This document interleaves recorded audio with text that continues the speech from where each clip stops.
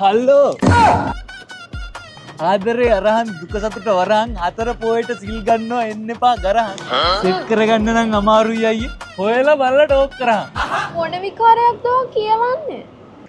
එහෙම ටෝක් එකක් නේද මං ඊ කාලේ පස්සෙන් එනකොට ඔයාමට දුන්නේ හම්මෝ අහිංසක කියලා මං පස්සෙන් එන එක නැවතුවා නමුත් හොයලා බැලුවා හොයලා බලනවා නම් හොඳයි.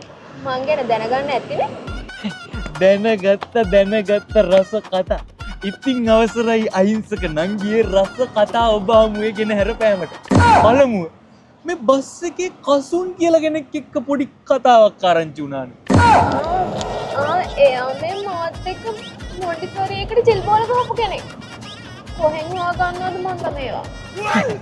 ඒකෙන් මේකෙන් කෝකෙන් හෝ අපි යමු දෙවනි රස කතාවට. තව මේ ක්ලාස් එකේ සඳුන් කියලා කෙනෙක් එක්ක පොඩි කතාවක් ආරංචි වුණා. එයා මේ මට විශේෂ අධ්‍යාපන කුසලතා ලබා ගන්න උදව් කරපු ළමෙක්. හරියට උදව් කරානේ. ආරංචි. තව මේ ෆිල්ම් මෝල් එක්ක මේ පසින් කියලා කෙනෙක් එක්ක පොඩි රස කතාවක් ආරංචි වුණානේ. මට මේ ෆිල්ම් හෝල් එකේදී පොප්කෝන් පෙටව කර ගියානේ. එයා තමයි වතුර පෙව්වේ. ඔයාලට ඕනේ දෙයක් නෑනේ. මට නම් ඉතින් ඕක කොහොමත් ඕනේ නෑ නංගි. හොයලා බලන්න කියපු හින්දා හොයලා බැලුවේ.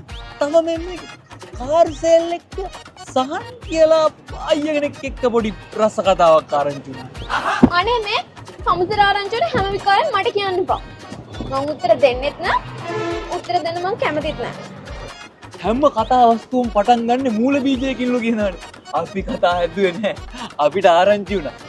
දැන් ඉතින් කොච්චර කතා ආරංචිනත් මට වැඩක් නෑ. මට කොල්ලෙක් ඉන්නවා.